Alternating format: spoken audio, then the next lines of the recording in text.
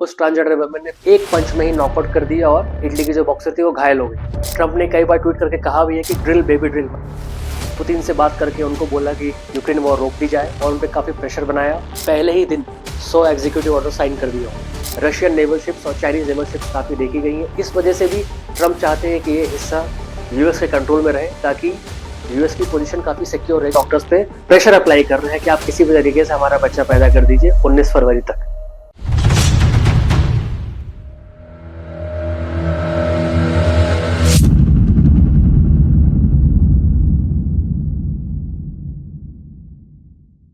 जय हिंद दोस्तों, मैं हूं डॉक्टर हर्षित अग्रवाल और आप देख रहे हैं ग्लोबल अफेयर्स। इस चैनल को लाइक करिए, सब्सक्राइब करिए और बेल आइकन दबाना मत भूलिएगा। दोस्तों, यूएस के इतिहास में आज तक कभी ऐसा नहीं हुआ कि किसी प्रेसिडेंट ने अपनी कुर्सी संभाली और पहले ही दिन 100 एग्जीक्यूटिव ऑर्डर साइन कर दिया हो। जी हाँ दोस्तों आपको पता है 20 जनवरी को ट्रंप ने अपना शपथ समारोह पूरा किया और प्रेसिडेंट की कुर्सी संभाली और पहले ही दिन उन्होंने 100 एग्जीक्यूटिव ऑर्डर साइन कर दिए खटाखट। ऐसा आज तक कभी नहीं हुआ था। अपने एग्जीक्यूटिव ऑर्डर में ट्रंप ने यूक्रेन की फंडिंग रोक दी। जितने भी फॉरेन एड्स यूएस गवर्नमेंट के थ्रू जाते थे उन सब पे स्टे लगा दिया अगले 90 डेज के लिए। चाइनीज टिकटॉक ऐप और कई सारे ऐप्स जो थे उनको बैन कर दिया। 3 महीने के लिए अल्टीमेटम दे दिया उसके लिए। पुतिन से बात करके उनको बोला कि यूक्रेन वॉर रोक दी जाए और उन पे काफी प्रेशर बनाया। पेरिस क्लाइमेट अकॉर्ड से यूएस को बाहर निकाल लिया। और ट्रंप का कहना यह था कि जब चाइना इतनी बड़ी कंट्री होके, चाइना की पॉपुलेशन 150 करोड़ के आसपास है और वो मिलियंस ऑफ डॉलर्स प्रोवाइड करता है पेरिस क्लाइमेट अकॉर्ड में, तो यूएस जो उसका 1/3 या 1/4 पॉपुलेशन वाइज है वो बिलियंस ऑफ डॉलर्स को प्रोवाइड करे। इसलिए ट्रंप ने पेरिस क्लाइमेट अकॉर्ड से भी यूएस को बाहर निकाल दिया। और ट्रंप का क्लाइमेट चेंज में कोई खास दिलचस्पी है भी नहीं। ट्रंप ने कई बार ट्वीट करके कहा भी है कि ड्रिल बेबी ड्रिल, मतलब अब यूएस में जितने भी ऑयल है उनको ड्रिल करना स्टार्ट कर दो। फॉसिल फ्यूल्स का ट्रंप बहुत ज्यादा यूज करने वाले हैं और उनका क्लाइमेट चेंज पे कोई उनका फोकस नहीं है। इस वजह से ट्रंप ने पेरिस अकॉर्ड से यूएस को बाहर निकाल लिया।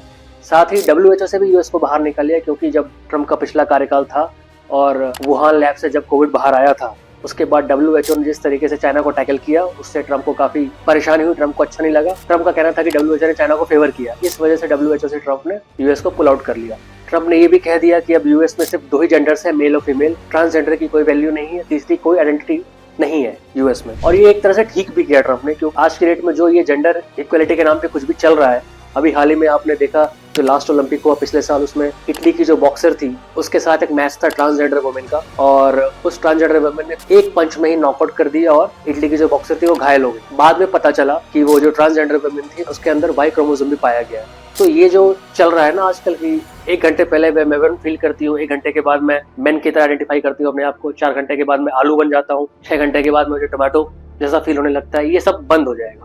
इस वजह से ट्रंप ने 2 जेंडर आइडेंटिफाई किया यूएस में। 2 ही जेंडर है बस और कुछ नहीं है। एक और चीज ट्रंप ने सबसे बड़ी चीज की, उन्होंने बर्थ राइट सिटीजनशिप जो थी उसको कैंसिल कर दिया। हालांकि ये मामला कोर्ट में चल रहा है लेकिन अभी एग्जीक्यूटिव ऑर्डर में इसने कैंसिल कर दिया। इससे पहले ये होता था कि आप कोई भी हो, अगर आपका बच्चा यूएस की धरती पे पैदा हुआ है तो वो बाय बर्थ उसको यूएस की नागरिकता मिल जाएगी। अब इस चलते क्या हो रहा था कि कई इलीगल इमिग्रेंट्स या कई वैसे पेरेंट्स जो प्रेग्नेंट हैं वो डिलीवरी के लिए यूएस जाते थे और वहां बच्चा पैदा करके उनको बच्चे की सिटीजनशिप मिल जाती थी, जो बच्चे के मार्फत पेरेंट्स भी वहां रहते थे। इस चीज पे ट्रंप ने रोक लगा दी और ट्रंप ने बोला कि 20 फरवरी से पहले तक जो भी बच्चे यूएस में पैदा ले रहे हैं उनको नागरिकता मिलेगी, 20 फरवरी के बाद से नहीं मिलेगी। अब दोस्तों यहाँ पे हम इंडियंस जो है ना, उनको उनके अंदर एक कीड़ा है कि हमें गोरे से रिकॉग्निशन मिले, गोरे हमारी तारीफ करें, और एक और कीड़ा है कि हमें यूएस की नागरिकता मिल जाए।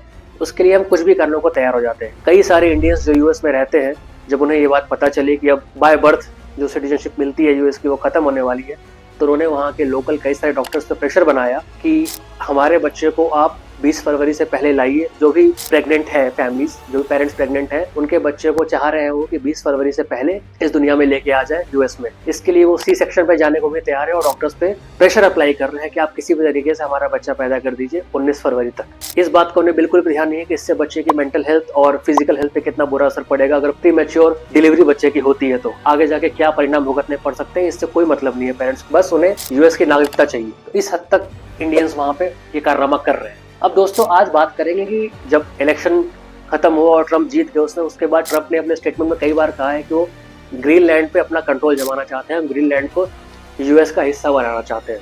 It's a large real estate deal. So the concept came up and I said certainly I'd be strategically it's interesting. इसके पीछे क्या वजह है आज इसके बारे में बात करेंगे। हालांकि ट्रंप ने कई बार स्टेटमेंट दी थी लेकिन तब लोगों को लगा था कि ट्रम्प उतने सीरियस नहीं है और ऐसे ही बोल देते हैं। बट अब भी प्रेसिडेंट की कुर्सी संभालने के बाद उन्होंने 4 दिन पहले डेनमार्क की प्राइम मिनिस्टर से बात की और उनको बोला कि आप ग्रीनलैंड को हमें दो, आपको जितना पैसा चाहिए बताओ, ग्रीनलैंड को हमें भेज दो, नहीं तो हम फोर्सफुली उस पर कब्जा कर लेंगे। ग्रीनलैंड मुझे चाहिए तो चाहिए। हालांकि ये ट्रम्प का पहला स्टैंड नहीं है, ट्रम्प ने पहली बार ऐसा नहीं बोला। जब ट्रम्प का पिछला कार्यकाल था 2019 में, तब भी ट्रम्प ने डेनमार्क को बोला था कि हमें ग्रीनलैंड चाहिए, आप हमें बेचने को तैयार है तो ठीक है, हम पैसे देने को तैयार है। बट उस टाइम डेनमार्क ने मना कर दिया था। बट अभी जो ट्रम्प की गवर्नमेंट बनी है, उस टाइम पे ट्रम्प एडमेंट है काफी इस चीज को लेके कि उन्हें ग्रीनलैंड चाहिए ही चाहिए। इस वजह से उन्होंने डेनमार्क के प्राइम मिनिस्टर से बात की। और जब भी दो हेड ऑफ स्टेट्स बात करते हैं ना, उनके बीच में एक तहजीब होती है, कर्टसी होती है। बट ट्रम्प ने काफी धमका के बात किया उनको, ऐसा बताया जा रहा है। तो क्यों चाह रहे हैं ट्रम्प ग्रीनलैंड, आखिर ऐसी वजह क्या, और ग्रीनलैंड लेने के लिए वो डेनमार्क से क्यों बात कर रहे हैं? दोस्तों, ग्रीनलैंड जो है वो डेनमार्क का ही हिस्सा है। 18th सेंचुरी में जो किंगडम ऑफ डेनमार्क था, उसने ग्रीनलैंड पे कब्जा किया था, ग्रीनलैंड को अपनी कॉलोनी बना ली थी और 1953 के आसपास ग्रीनलैंड को अपनी टेरिटरी में शामिल कर लिया था। ग्रीनलैंड अब उसकी टेरिटरी बन चुकी थी। इस वजह से ट्रम्प को अगर ग्रीनलैंड चाहिए तो उसे डेनमार्क से बात करनी पड़ेगी। हालांकि जो ग्रीनलैंड है उसकी पॉपुलेशन 55,000 के आसपास है और दुनिया का सबसे बड़ा आइलैंड माना जाता है ग्रीनलैंड। ग्रीनलैंड के जो जितने भी नेटिव लोग हैं, जो भी पॉपुलेशन ग्रीनलैंड की है, वो अभी उनमें रेफरेंडम हुआ था 2008 में, तो वो ये चाह रहे थे कि ग्रीनलैंड एक खुद का एक नेशन बन जाए, डेनमार्क से हट जाए। फिलहाल अभी डेनमार्क जो है वो ग्रीनलैंड को कंट्रोल करता है सिर्फ फॉरेन अफेयर्स में और डिफेंस में।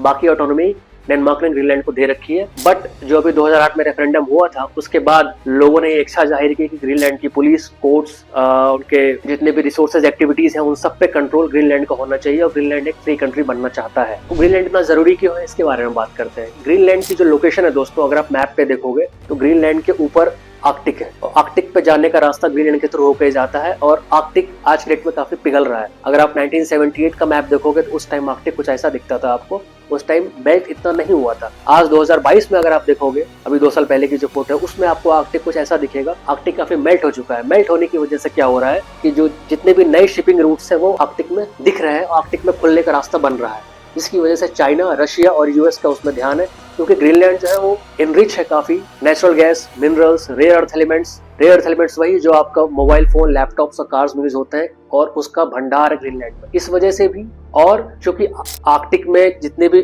शिपिंग रूट्स हैं वो नए निकल के आ रहे हैं, तो लोगों को एक्सेस चाहिए, हर कंट्री को एक्सेस चाहिए आर्कटिक का। दोस्तों, अगली लड़ाई आर्कटिक में ही होने वाली है, आप लिखवा लो मुझसे। और यूएस का एक फंडा क्लियर रहा है, अगर आप इतिहास से उठा के देखोगे तो यूएस वही इन्वेट करता है जहां उसको रिसोर्सेज का फायदा होता है। बिना रिसोर्सेज के यूएस कहीं नहीं जाता है। इस वजह से यूएस ने ग्रीनलैंड को अपने कंट्रोल में लेने की बात करी है। इनफैक्ट अगर मैं आपको बताऊं तो ट्रम्प के कार्यकाल में, जब पिछला ट्रम्प का कार्यकाल था, उस टाइम ग्रीनलैंड में ट्रम्प ने एक अपना यूएस का कॉन्सुलेट भी खोला था। कॉन्सुलेट खोलने के बाद जब यूएस को लगा कि ग्रीनलैंड डेनमार्क का हिस्सा और डेनमार्क ऐसे नहीं बेचेगा, तब यूएस चाह रहा था कि डिप्लोमेटिक रिलेशंस ग्रीनलैंड के साथ स्टेब्लिश हो जाए, इसलिए यूएस ने कॉन्सुलेट खोला ग्रीनलैंड में। उसके बाद 2017 में ग्रीनलैंड के मन में एक बात आई कि हम क्यों ना अपने कंट्री को डेवलप करें। डेवलप करने के लिए दोस्तों बिग एयरपोर्ट्स की जरूरत पड़ती है, बिग प्लेन्स वहां पे लैंड होने चाहिए।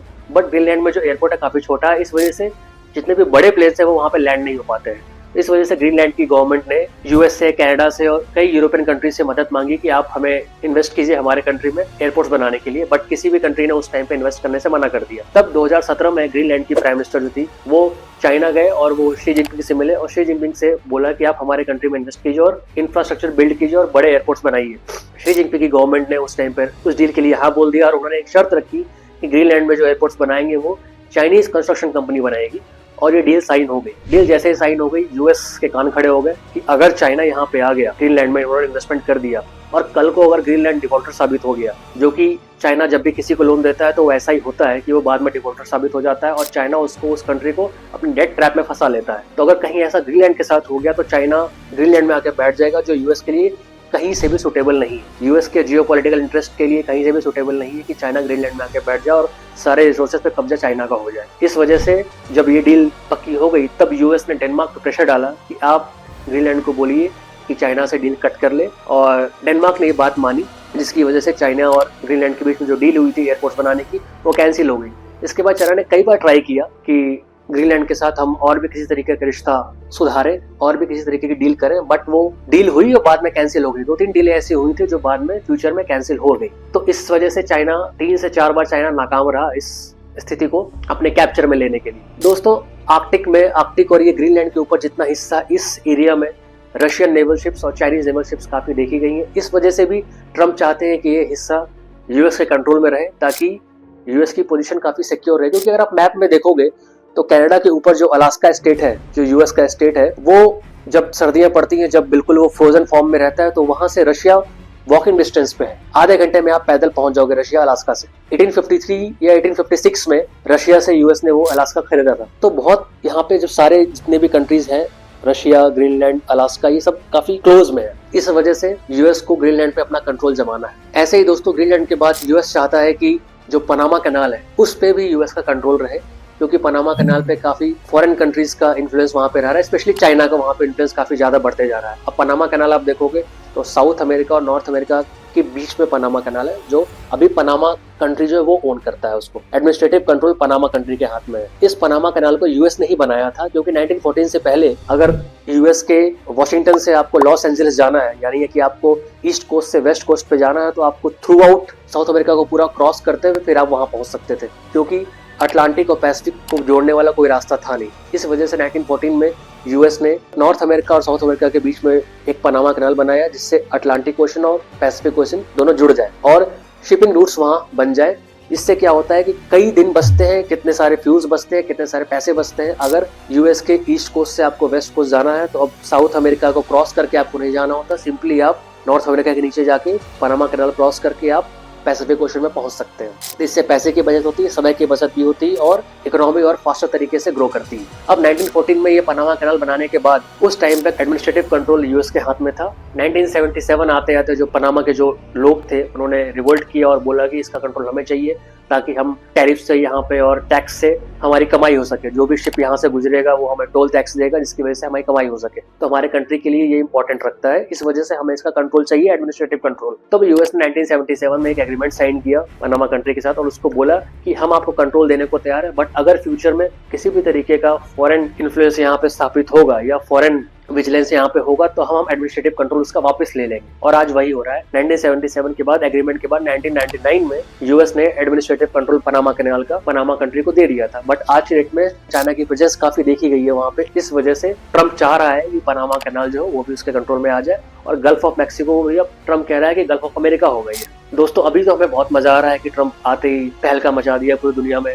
हर कोई डर रहा है और ट्रम्प काफी अनप्रेडिक्टेबल है। हम ये प्रेडिक्शन नहीं दे सकते कि ट्रम्प अगले पल क्या सोचेगा, क्या बोलेगा और क्या करने वाला है, क्योंकि हम कई हजार मील दूर हैं यूएस से, इसलिए हमें लग रहा है कि ये आग हम तक नहीं पहुंचेगी। बट दोस्तों, आप मुझसे ये लिखवा लो कि आने वाले समय में इसका इम्पैक्ट भारत पे भी पड़ेगा, क्योंकि पुतिन को देख के ट्रम्प ने ग्रीनलैंड पे कब्जा करने के बारे में सोचा, और ट्रम्प को देख के शी जिनपिंग भी सोचेगा ही, और आने वाले समय में ताइवान पे अटैक करेगा और भारत का जो अरुणाचल का हिस्सा है उसको कैप्चर करने के बारे में सोचेगा और इंडिया में घुसपैठ करेगा और अटैक करेगा। ये आप मुझसे लिखवा लो कि आने वाले समय में इंडिया चाइना की लड़ाई एक बार तो होगी। चाइना भी इसलिए रुका हुआ है क्योंकि ट्रम्प काफी अनप्रेडिक्टेबल है, और चाइना नहीं चाहता कि ट्रम्प काफी सारा टैरिफ लगा दे उस पर, और चाइना के लिए यूएस का मार्केट भी चला जाए और साथ साथ इंडिया के साथ भी टाइज अच्छे नहीं रहे तो इंडिया का मार्केट भी चला जाएगा, क्योंकि चाइना का टोटली एक्सपोर्ट बिजनेस है। इस वजह से चाइना इंडिया के साथ अभी रिलेशन ठीक करने के चक्कर में लगा हुआ है। बट चाइना पे आप भरोसा नहीं कर सकते, चाइना कभी भी इंडिया पे अटैक करेगा, और ये करेगा ही, बाद में करेगा ही कभी ना कभी। तो दोस्तों, यहाँ पे हमारा वीडियो होता है खत्म। अगर आपको ये पसंद आया तो इसको शेयर करिएगा। जय हिंद, भारत माता की जय।